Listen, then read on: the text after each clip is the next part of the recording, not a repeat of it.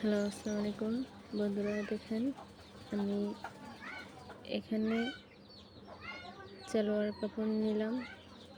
তো আমি আগে কোন সাইডটি সালোয়ারের সেলাই করব তো আপনাদেরকে দেখাবো। এই সালোয়ারের জয়েন্টের আমি কোমরে রাবারের জন্য খাওয়াবো।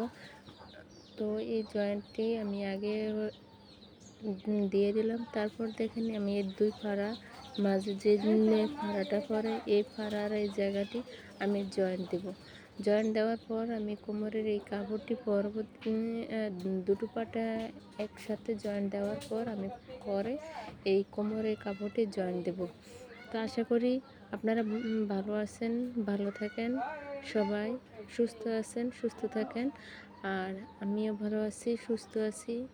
আর সবাই আমার ভিডিওটা সম্পূর্ণভাবে দেখবেন, আশা করি ভালো লাগবে সবারই। ভিডিওটা ভালো লাগলে লাইক করবেন, বেশি বেশি করে শেয়ার করে দিবেন। তো আপনাদের কাছে একটাই রিকোয়েস্ট, আপনারা যদি বুঝতে ভুল হয় বা কোনো দিকে অসুবিধা হয় তাহলে আমাকে কমেন্ট করে বলবেন কীরকম ভিডিও পেতে চান বা আপনাদের বুঝতে কোন জায়গায় কী সমস্যা হয় আপনারা আমার বলবেন।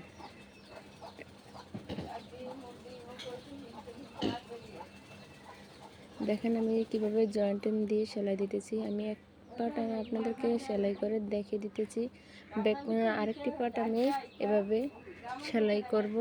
তো আমি একটা পার্ট আপনাদেরকে সেলাই করে দেখিয়ে দিতেছি, অপরটি আমি এভাবেই সেলাই করব। আপনারা চাইলে ঠিক এভাবেই সেলাই করতে পারবেন।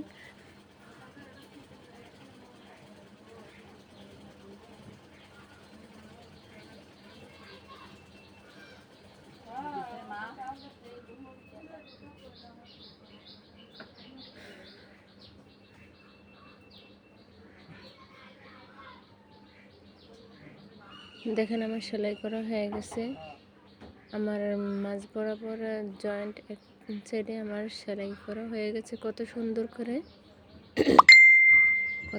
করে আমি সেলাই দিয়ে দিয়েছি। দেখেন এই আমি কলি খাওয়াই নাই, কিন্তু আমি কলির মতন আমি সিস্টেম করে ওই ডিজাইনে করে আমি কাপড়টি কাটছি। দেখেন কত সুন্দর দেখা যায়, মনে হয় যেন আমি কাপড়টিতে কলি খাওয়াইছি। তো আমার আর এভাবে যদি আপনারা কাপড় কাটতে চান বা এভাবে বানাতে চান তাহলে আগের আমার যে ভিডিওটা আছে ওই ভিডিওটা দেখবেন, তাহলে এভাবে এই কাপড়টি কাটতে পারবেন বা সেলাই করতে পারবেন। তো এখানে আমি নিচের যেই মোহরিটা, যে পায়ের মোহরিটা, এই মোহরিটা আমি সেলাই করব। আগে কিভাবে সেলাই করব দেখিয়ে দিতেছি।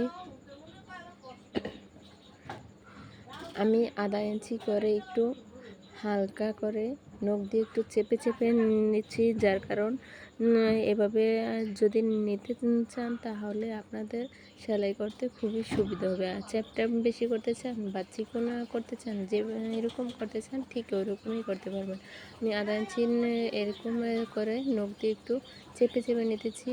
আর যারা নতুন আছেন আমি মনে করি কি তাদের এরকম করলে খুবই ভালো লাগবে বা আপনাদের এভাবে করলে খুবই ভালো হবে। তো দেখেন আমি চিকন করে নখ দিয়ে এপে দেওয়ার পর এখন আমি পায়ের মোহরিটা আমি সেলাই করব।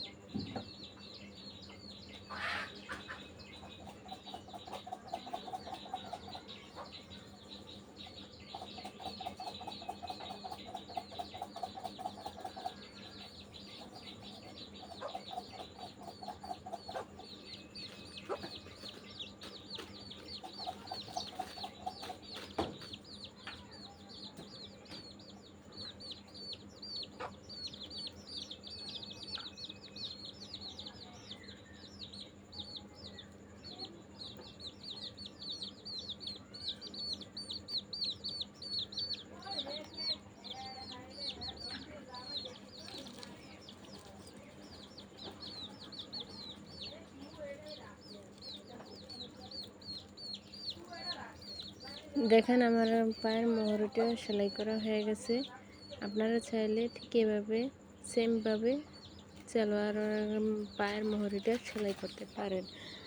তো আশা করি আপনাদের ভালো লাগবে। আর আমার ভিডিওটা যারা, আমি আবারও বলছি, আমার ভিডিওটা যারা নতুন দেখছেন তারা লাইক করবেন, শেয়ার করে দিবেন।